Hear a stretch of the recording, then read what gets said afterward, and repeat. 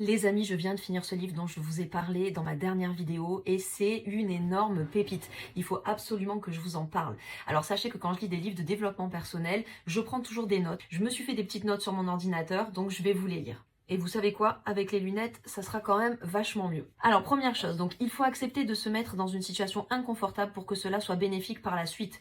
Exemple tout simple, quand vous allez au sport, vous allez transpirer, vous allez suer, mais c'est pour obtenir ensuite des résultats pour plus tard. Pour l'auteur, un mode de vie sain, c'est une activité physique régulière, une alimentation saine et variée et un sommeil suffisant et de qualité.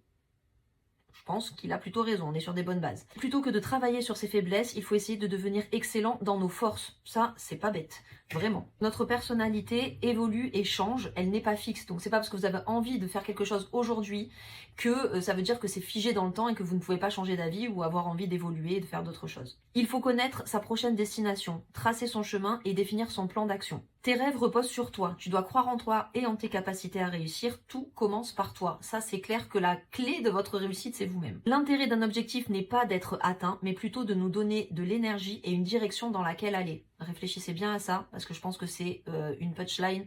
Il faut la noter, il faut la mettre sur votre vision board. Elle est très importante celle-là. Mieux vaut réaliser nos objectifs les uns après les autres que tous en même temps pour pouvoir rester focus et mieux avancer. Donc un pas après l'autre, inutile de courir. Autre phrase que j'ai beaucoup aimée, c'est « il ne faut pas avoir de plan B ». Il ne faut avoir qu'une seule option, celle qui a été décidée au début. Si vous avez un plan B, vous allez toujours vous dire « bon bah c'est pas grave si je rate ». Si vous n'avez pas de plan B, vous savez que vous n'avez pas d'autre option que de réussir et vous vous donnez à fond.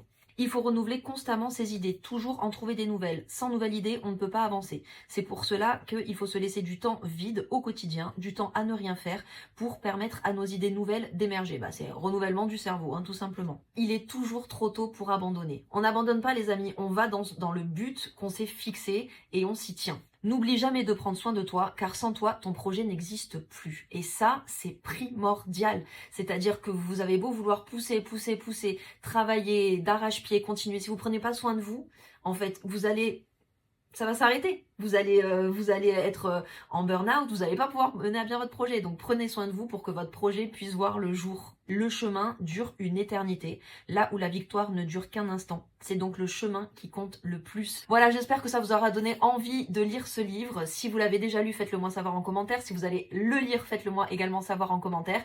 Si l'auteur de ce livre passe par là, sache que j'ai adoré ton bouquin. Et pour les autres, je vous dis à très bientôt, on se retrouve sur ma chaîne. Bisous!